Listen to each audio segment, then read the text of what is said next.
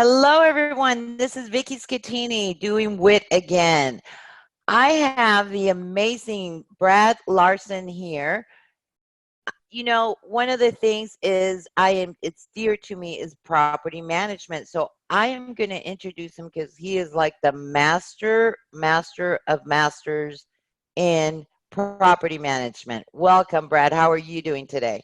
Thanks for having me on, Vicky. That's more masters than I really would put on myself at any one time, but we'll go for it.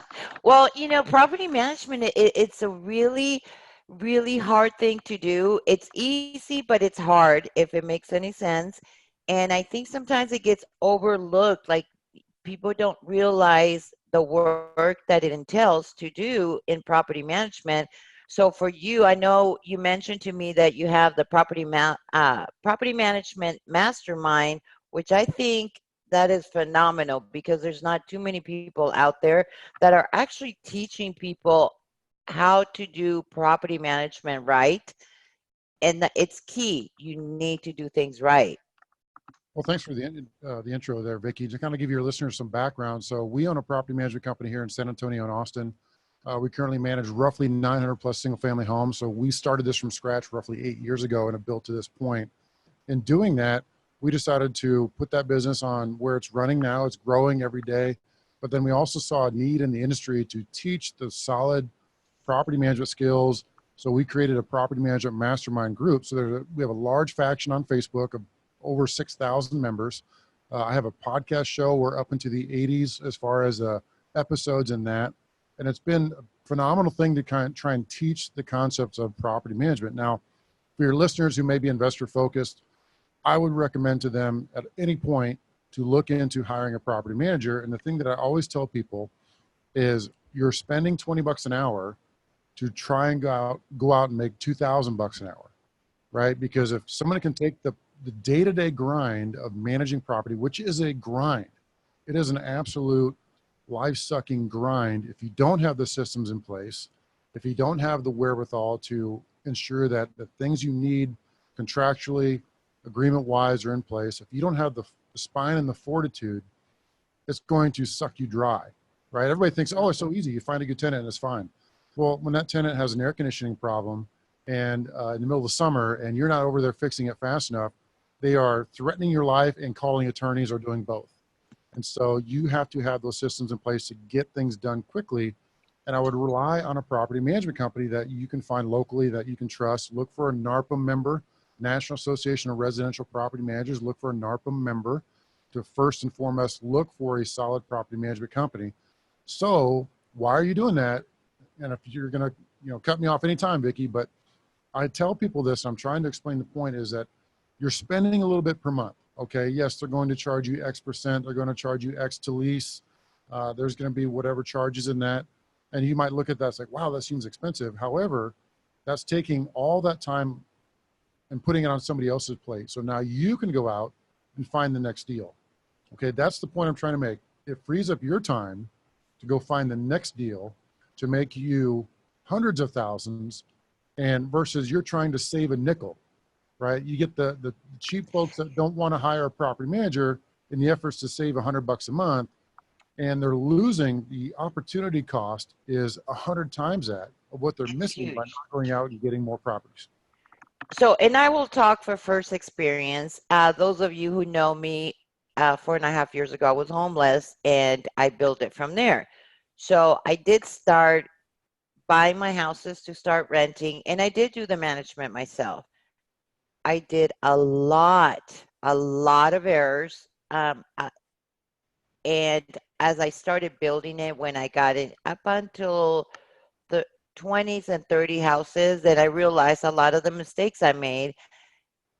Just the fact of when you put a property up to rent and people start calling, it's not a simple call as a 5-minute call. To build a rapport with somebody, it takes you a while. So I would probably get 10, 15 calls a day because you want to talk to people right and you want to build that rapport. You want to get to know them. You want to see how much, the more comfortable they are, they'll tell you more about themselves and they'll kind of disclose things. But it's hard. And then you're right. You're in the middle of the night. I was laughing because I'm like, yeah, oh my gosh, they'll start threatening. They do. You know, if you can't get the air conditioner, you're not doing the air conditioner. You're hiring somebody else to do it. And unless it is your passion to do it, it's every single penny that you spend on the property management, it is worth it. It is so worth it because your business will grow. I did it. I did it for about 2 years. And then honestly, I passed it over to somebody else.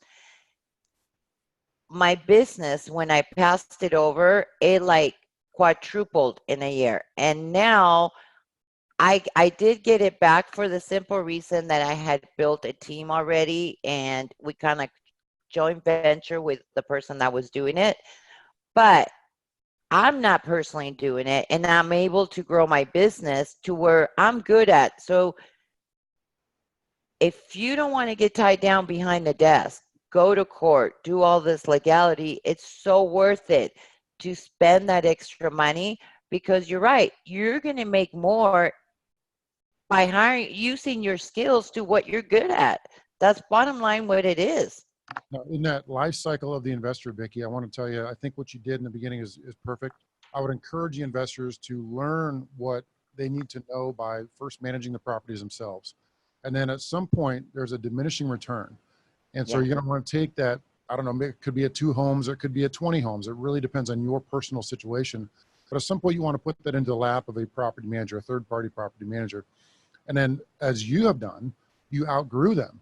At some point, there's another diminishing return to where instead of spending X thousand a year, you could in-house that. And it sounds like that's what you've done is you've in-housed the property management. So I what you, did. I did. And funny enough, with the same person that was running it, because I'm like, okay, now you can go full time for me. So it actually worked out. But you're right. You do it. That's a great point. Is doing it at the beginning, at least for a couple houses, so you can get the idea and you can really appreciate your property manager, what they're going through. Because if you've never done it, you think it's a cake. It's a cakewalk doing a property management, and it's so not cake. It's one of the toughest jobs, I think, in real estate. one of the pitfalls you just even touched on before was the application process, just taking phone calls. Now we're starting to see HUD actually make bait phone calls. They'll call up property managers, they'll call up realtors, they'll call up signs off the street, and they start to bait you to see what things you're going to say wrong. Are you discriminating against a certain class? Are you turning down service animals because it's a service animal? I mean, they try to get you to say the wrong thing, and that's just in the phone call stage. We Oh, start talking wow. I didn't even know that. now. Wow. We start talking about the written application phase. That gets even a little trickier because you're talking about talking to them over the phone. That can lead down a slippery slope because what you need to be making decisions on for an application is everything in writing. You should care less what they sound like on the phone. You should care less what they look like. All you want to care is about their credit, their income, their rental history, maybe the size of their family, and then when they want to move in. Those are the big things. Now, you want to run credit. You want to potentially get all that information on a neutral ground because what you want to be is along the same lines as the fair housing guidelines. That's where you have to comply, is with fair housing. And that's pretty much written in stone to where Yeah. you need to be doing things a certain way. Now, we've been audited, right? So our procedures and processes have gone through the ringer and come out crystal clean because that's no fun. And they look Yeah. at everything that you have in writing. They look at everything that you've corresponded with to this particular applicant. And if you're not perfectly suited, they will spank you. And that's a lot for an individual landlord to take on just in that minuscule process of first taking phone calls and working with applications. So I'm not trying to scare your listeners, to freak them out, but they got to be aware of these things. So they're not ignorant to the fact that it's a challenging business and it's only getting worse. And it's true because the laws change all the time, even in property management. One of the ones was the criminal background. Let's just do that. Do people know about you can't discriminate against criminal background? So little things that change unless you're up to city, county, state, federal. There's so many things that maybe it could be federal, but then each county might have something, or the state might have at a different level. And it takes time to learn this. So if it's not your full-time job, you need to be careful, because you're right. I mean, I didn't even know about the HUD that they're doing this. Mm-hmm. Yeah, one of the things I want to touch on there is you mentioned city, county, state ordinances. Well, I have a podcast show called the Property Management Mastermind Podcast, and I just interviewed a gentleman from Portland, Oregon, a property manager named Nick Cook. So you can look up this episode. I think it's episode 79 on our system. And Nick's coming out of Portland, and you want to talk about scary legislation. Oh, man, you got to listen to that podcast. It will blow your mind about what they're doing over there with disparate impact is what you're talking about. We're also talking about rent control. We're talking about application processes. We're talking about you can't raise the rent past a certain percent. If you do, you have to pay for relocation. You have to pay. Oh, wow. That's exactly the reaction that you would have by listening to that podcast and listening to Nick talk about what's going on in Portland. Now, to make a point, what happens west of here always bleeds east. It always comes east. So it's only a matter of time before everyone, red or blue state, no matter where you are, it's only a matter of time before more restrictions are coming. Just in Texas, just recently, they passed a new law that's going into the property code that says we have to limit our late fees on tenants. Now, late fees is not we're not trying to make money on late fees. We're trying to use it as a deterrent from paying late. Leverage. So, yeah, so they'll pay or you pay more. Correct. So now they're limiting the late fees. So Yeah. what's going to happen is the tenants are going to look at this and say, oh, it's only an X percent late fee per month, whatever. I'm not a big deal. I'll just pay whenever I want them because they can't charge me. So it's interesting, these laws are passing, and it's very scary. So to jump on your point, you got to be able to pay attention to the local, federal, city, state ordinances. All these different laws are being created and passed by the small little city council in your specific city because some city councilman is trying to make a name for themselves, right? Yeah. They come up with this, this law that says we're not going to rent to tenants named Vicky, right? And then they pass it because they want to go to their constituents and say, look what we did. We passed a law that says you can't rent to people named Vicky. And their constituents are like, well, at least you're doing something. I'll vote you back in now. So Exactly. It's scary out there. So you said you have 900 properties that you're managing? Correct. Yep. Wow, that is huge.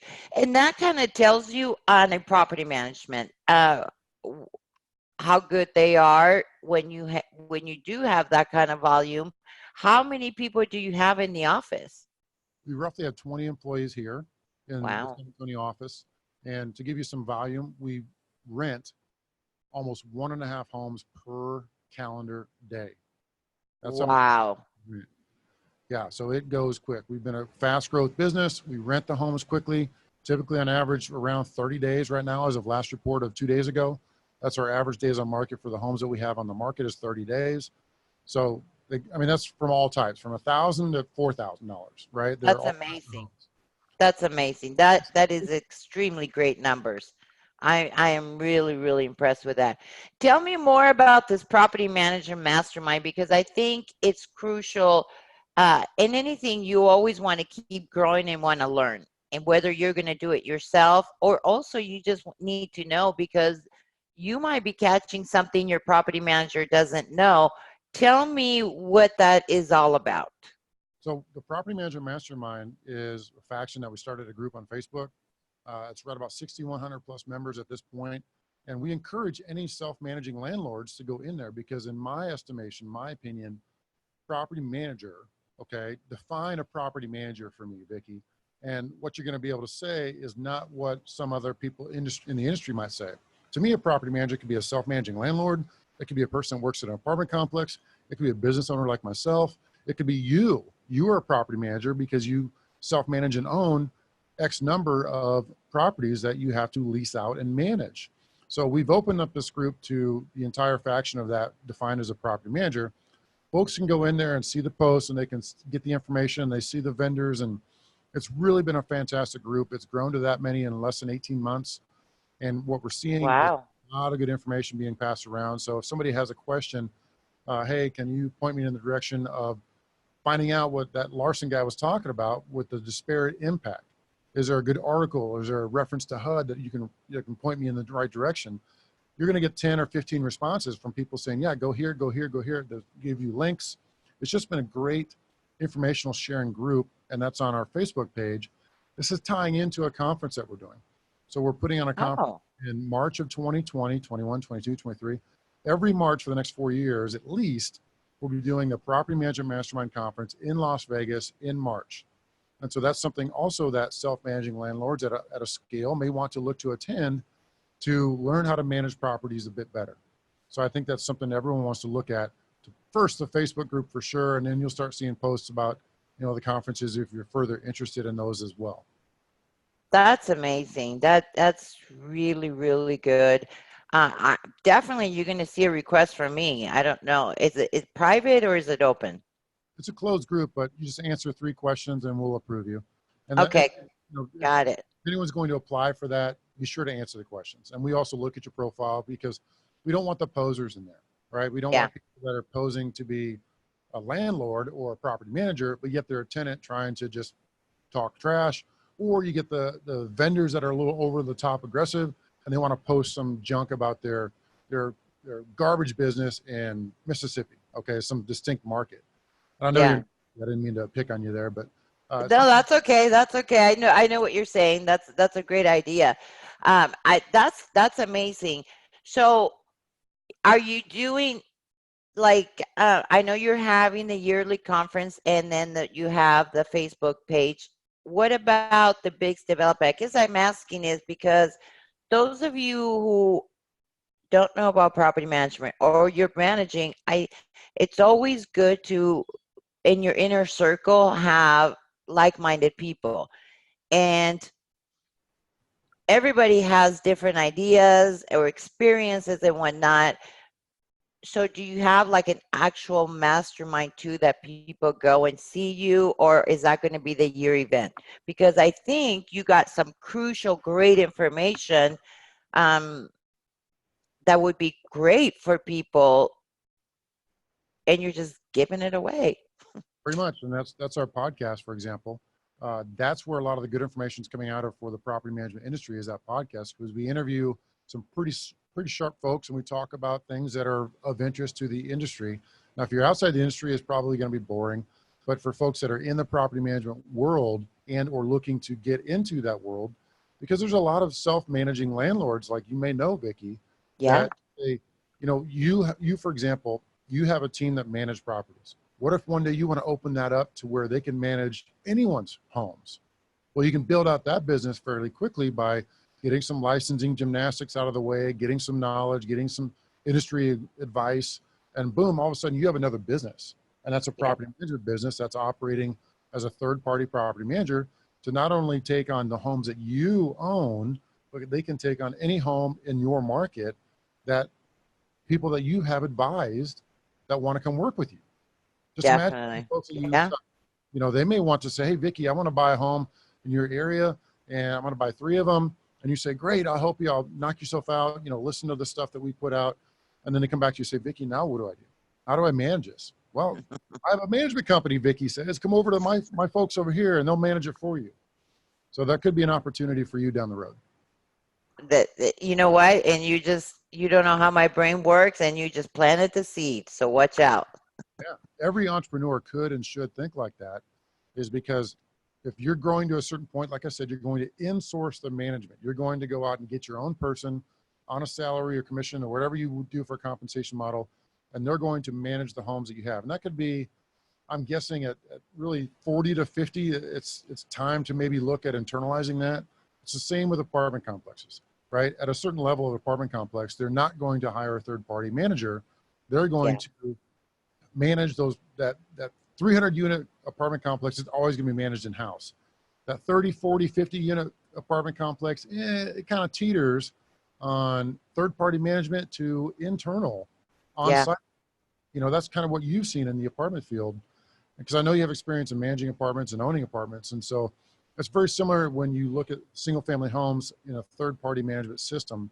at some And point. and you're right too. You're right because I remember when I passed him, at the beginning, it was just me, and I think at that time I might have had like 50 houses or 60 houses, and the one apartment that it was really that's all I was doing is property management. I needed to grow it, so and that's exactly what happened. I pretty much became the whole portfolio. So it was time to bring it in, or we joint ventured and brought it in. But you brought up great points.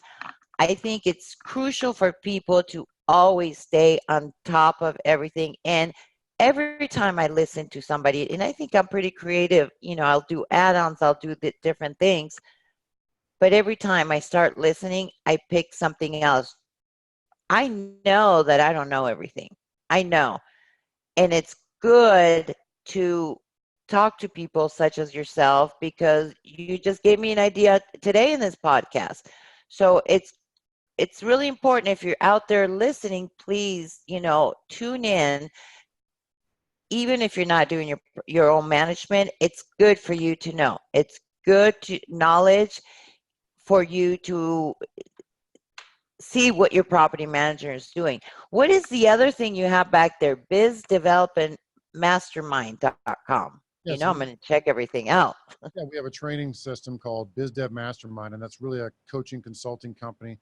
And so they're focusing on the property management business and where they want to grow through business development. They want to grow the number of homes they have under management. And a lot of times what they need is a business development person to come in and do that for you. Now, Vicky, you would do the same thing. So if you started a third-party property management company, you'd probably want to hire somebody to go out and do business development. And maybe somebody wears a couple hats inside of your business in the beginning. And so that's where you would go to somebody like us to say, okay, can you train my team to come in and do business development at a high level for property management? And so it's very niche. It's very just us. And where we're coming from is a position of experience. In the last 3 years, we've signed up more than 1,000 units in the last 3 years. Wow. That's more than one every calendar day that we have signed up. And so what we're seeing is a honed in process, right? We're coming from a position of doing it. Like you are coming from a Yeah. position right now of Vicky did it. She's been there. She's done that. And now she wants to share this knowledge with other folks.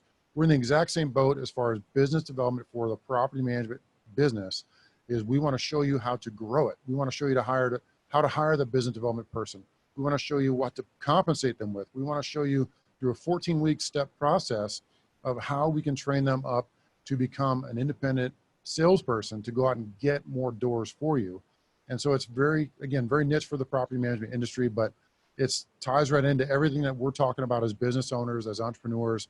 It ties right into, there's other opportunities that are going to stem from just the real estate.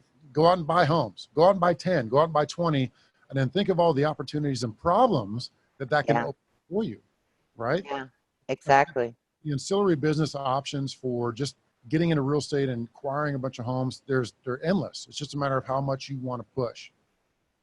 And that's huge. I mean, I honestly, I've never heard that there was even training like this to come and train your team. That is phenomenal. I wish I would have known you guys like 6 months ago.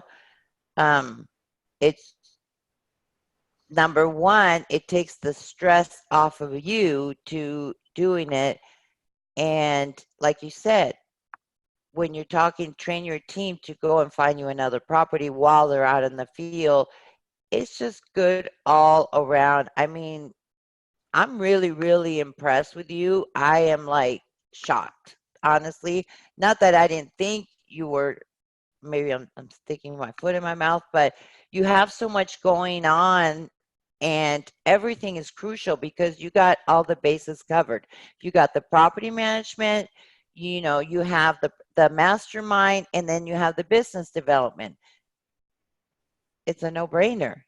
Those of and even people who are out there that don't even have a job and they want to get into real estate. This is a great career. Property management is it's great to do. So I am like you are a whole package. That's great. You have everything put together. couple points I want to make is if somebody's looking to get into real estate, the single family home property management game is an excellent place to start because you can get in, you can learn by osmosis, you could potentially get your real estate license, but what you're going to learn just by being around the property management industry, and Yeah. again, you know, straight salary. So I know a lot of people can't wean themselves off a salary. It's not easy. When I did it, it wasn't easy. And so if they can get to a point where they could go be a property manager for a company like us, that's a great opportunity to come in and learn the business and then start acquiring properties. Go get one and then two and then get more. And that's going to create other opportunities. So also you've heard about good business development practices for probably what you're doing on your side is people going out and acquiring homes. Well, guess what? They still hire business development people to acquire homes for them. So you're going to be putting parameters in place for your team members to go out and look at deals, right? They're talking to people, they're knocking on doors, they're running numbers, and they're going out to try and find the deals that you, Vicky, are looking for, either as a buy and hold, buy and flip, buy and retail. I mean, there's all kinds of ways to do this. And that's opportunities for you to create a business development faction to where you can replicate yourself. Like all the Yeah. genius Vicky put into going out and acquiring 100 homes, you can teach that and train that to your team to where they can go and run and do that. And that's what we've done at the property management level is I've taught my team to go out and do all this. And so they've got it running like a top, and I actually promoted the folks that did it. And so now I've created one more level underneath them so where they can go out and teach it because they've Oh, done it. wow. Yeah, they've done it. Wow. This is stuff that, you know, any entrepreneur can do. And we're always looking for on our conferences, ladies like yourself, entrepreneurs that want to come in and potentially speak at our conferences. So feel free to stay in touch with us about this. Look us up at pmmcon.com. Look up Let that. me write that down because I definitely want to do this. Yeah, you can't see my t-shirt, but it's pmmcon.com. There we go. Yeah. I don't know if I'm on video on your side, but You are. So definitely, I am definitely because I would be extremely interested. I mean, I really like property management. Um, there's so many areas, but I think that one's one that's steered. Now, you mentioned something. You said if somebody's trying to get into the business, they can go and be a property management for us. What do you mean by that? so we are, for example, we employ 6 full-time portfolio manager property managers. And so the homes are under RentWorks, which is my company called RentWorks in San Antonio and Austin. The homes are under that umbrella, but we hire on salary and small commission property managers. So they work for us and manage the homes that we put into the pipeline. So those 1,000+ units that we've signed up the last 3+ years, those units go straight to a property manager under our umbrella, and they manage those homes for us. So I'm talking to the folks Wow. that want to get into the property management business. Go look to be a property manager for a large company like us, where somebody can pay you a salary. They can get you going. You could start at the front desk. You can work your way up. Next thing you know, you're learning by just being around it, osmosis, get promoted, get going. And next thing you know, things are going to happen that are going to go your way. That's a great place to get into it because not a lot of us can just jump into saying, hey, I'm going to go buy 20 homes today, right? It just Yeah, you can't. very difficult. You Can't. can, okay. And the other part of this I want to mention, so let's talk big strategery here, right? To coin a phrase. We think the next recession's coming. And you would probably agree with me on this. I asked a very, very direct question to, his name is Kevin Ortner. He's the owner and founder of Renters Warehouse, which is the biggest property management company in the country. And they manage close to 20,000+ homes. And I asked him, I said, when do you think the next recession is going to hit? And he thought for 2 seconds and he said, second quarter of 2020. Like, whoa, man, that was just Wow, second quarter. He went into detail. Okay. you know, through all his analysis. This is the guy that studies this stuff daily. He's thinking next year, 2020, it's coming. So what recessions bring for you and I as entrepreneurs, investors, we invest in homes, we manage our homes, we own our own investment properties, is the recession is going to bring opportunity. And Yeah. so you can get yourself ready for those opportunities now. When the recession hits, you'll be the one buying up those 100 homes, those 200 homes, because Yeah. that's where the opportunity lies. And the other part too is and unfortunately during the recessions, a lot of people do end up losing their homes because it was just not planned right, especially more so I think in the more volatile markets that they just go up and it comes down like California. That was in 2008. Wow, it was, I can't even explain what that was like.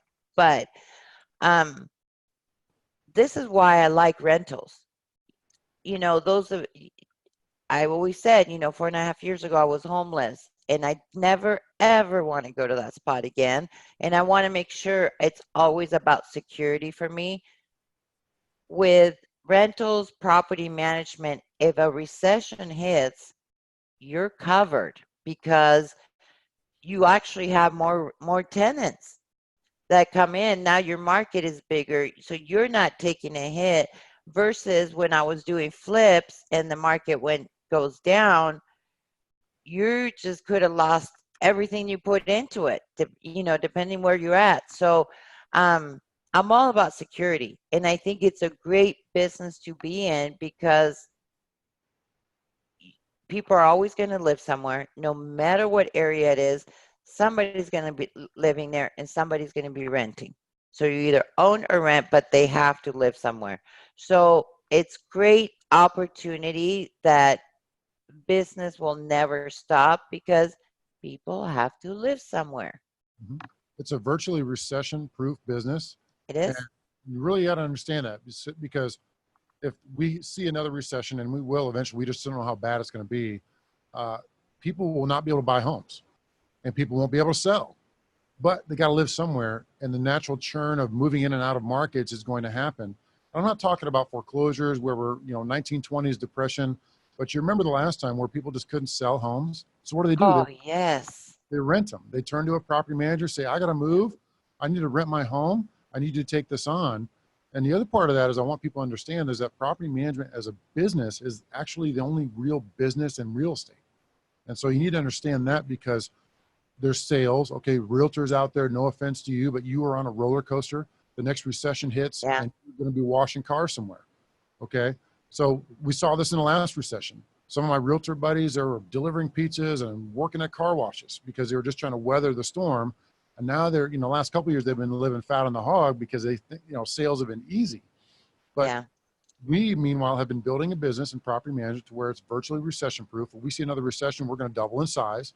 And it's the only real business of recurring revenue to create jobs, to create and solidify your personal situation, to create an opportunity of just consistent business-like atmosphere that could potentially cover your overhead while Oh, you go out and definitely. find 20 more deals, right? That's the thing you got to worry on your side, Vicky. I'm thinking, just think if you built up a third-party property management company and that covers your overhead for what you Yeah. got to cover for yourself and your business and your family, just in your rent and your employees, and that's covering itself.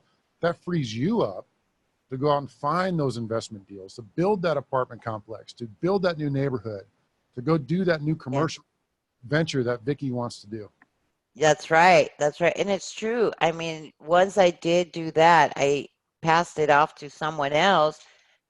It did. It gave me that time to do what I'm good at. Even though I believe I'm good at property management, but you can't, there's only 24 hours in one day. So now having it back, I'm lucky enough to that I'm able to have someone that can actually be running it. But it's such a great business because it is recession proof. The rentals and property management are key, are your foundations. And like I said, I mean, I just want to make sure that everything I do is security, security, security, security. And this is security for me. So one of the things I wanted to mention is I want to talk to the investors a little bit because the, the mindset of the investor is a very entrepreneurial, very do-it-yourself, very leave me alone, I'll get it done no matter what.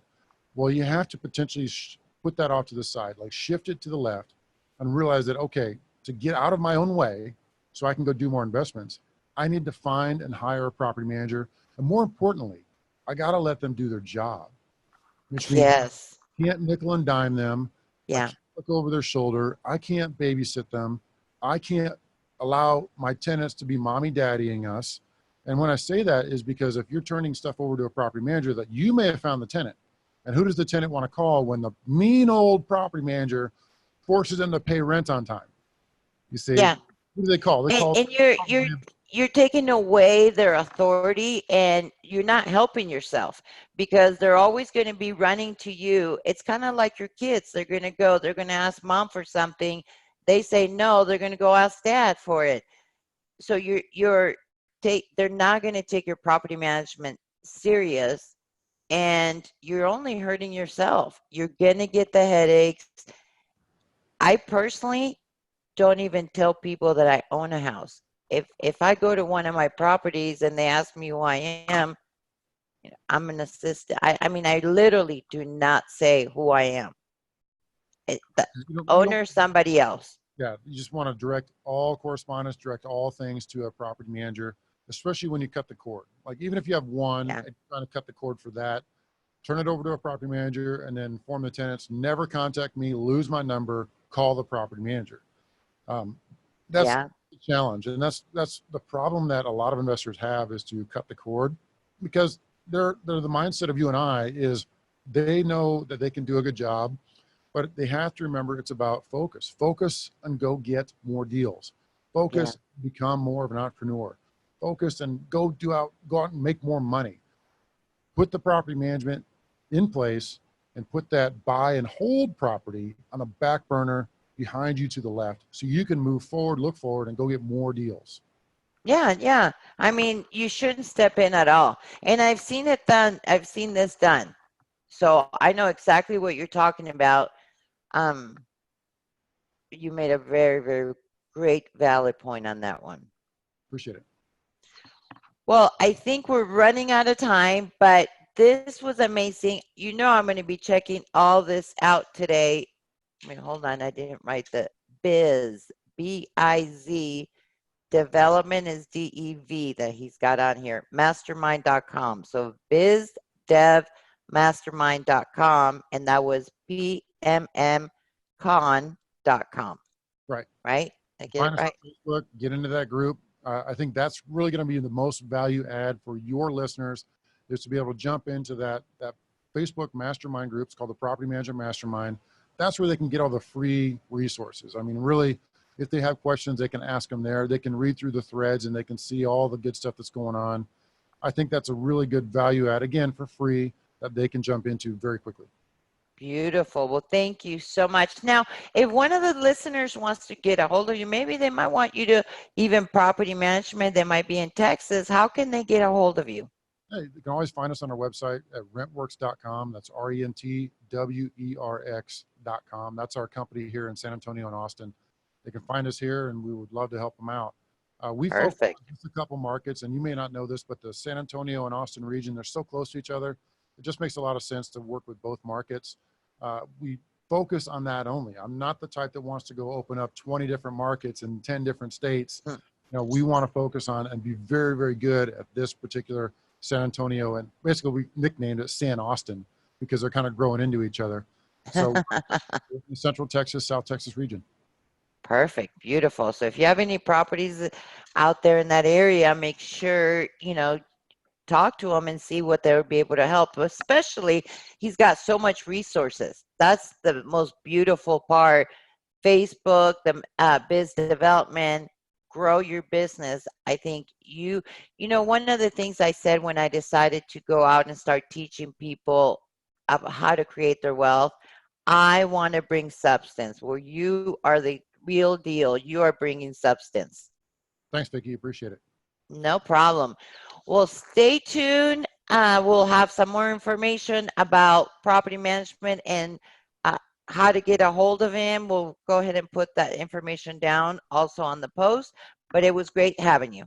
Thanks, Vicky. Thank you.